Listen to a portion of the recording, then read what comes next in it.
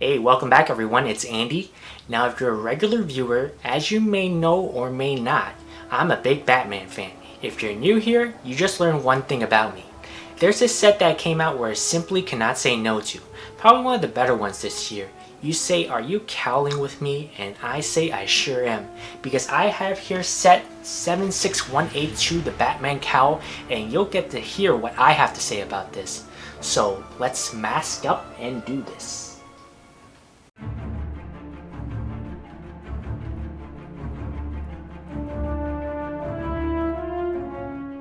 So let me share the backstory on how I got it. A couple weeks ago I purchased the Scout Trooper helmet and the Imperial Probe droid at Best Buy. At that time Best Buy was offering $10 gift cards for each of those sets, so I ended up with $20 worth of gift cards. Then I used those $20 to buy the cowl. So instead of $60, I got it for $40. That kind of deal I'll take any day. That's a win-win situation. Now on with the build, I'll say I've had different perspectives of this set before I bought it and after I built it. Before, when I was just looking at the pictures online, I did have my doubts of how great this set will be, because if you're not paying attention to details, it will only look like a bunch of black pieces stuck together. Plus, on the box art here, being it black on black doesn't do it justice so much.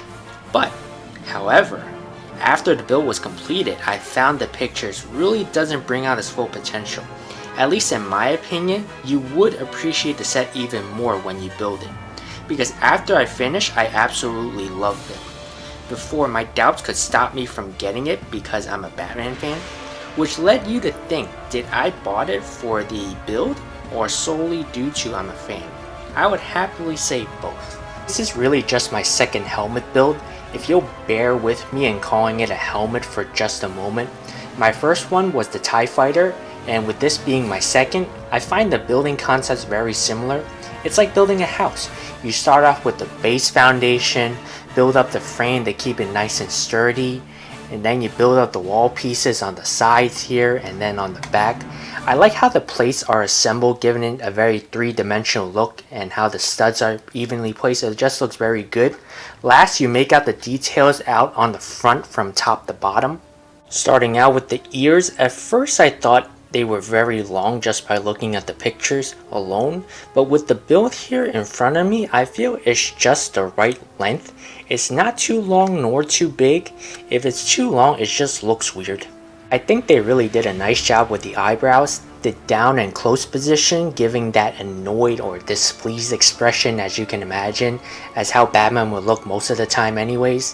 The eyepieces are really good. It makes the cowl really pop with it being white. I love it personally because my favorite Batman show is the animated series from the 90s, and as you may know if you watched it before, his eyes are also white. You don't see the eyeballs at all. Same goes for almost any cartoons or comics. All you're going to see are white eyes, with the exception of actual movies or video games where you'll actually see the eyes. Even when the bat suit is displayed, it still shows the white eyepieces, which makes me wonder when the designers created this cowl. Did they have the animated show or comics in mind? Now on to the nose piece, and this is probably my favorite feature of all on this cowl. The shaping of it looks really cool. If you look at it straight on, you might not see it so well. If I turn it to the side like this, you can see how the nose piece is very pointy. It just looks so cool that way, giving it a better three-dimensional look.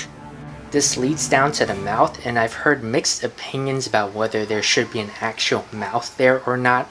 For me, I'm not bothered by the transparent piece because that's how I believe it should look like of a cowl.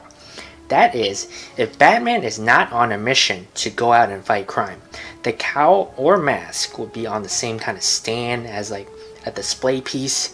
You see it many times, either the cartoons or movies. If there was an actual face there instead of the transparent piece, I believe they'll call it a Batman head at that point.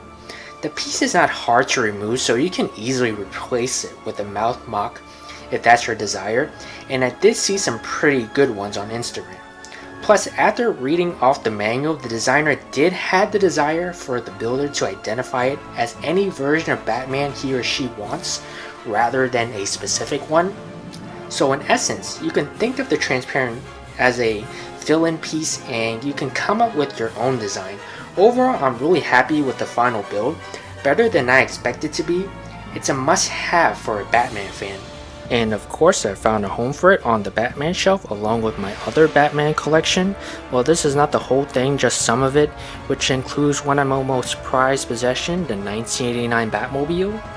You got my Batman and Robin brickheads, which out of the whole line, these are the only two I wanted. With the exception of Batman, Robin is my second most favorite character. I just like rooting for the sidekicks or the underdogs. And we got the Pursuit of Joker Batmobile, which soon shall be replaced when I get the 66 Classics Batmobile. Just running out of room here. And lastly, we have the Bat Shuttle. That was a great build. I really enjoyed that one. How about letting me know in the comments what Batman set do you have that is your favorite? And I think we'll end it here. If you like this video, consider giving it a thumbs up, subscribing, and turn on notification bell. And with that said, thank you for watching. I hope you really enjoyed it. And we shall see you next time. In the meantime, keep on building, folks.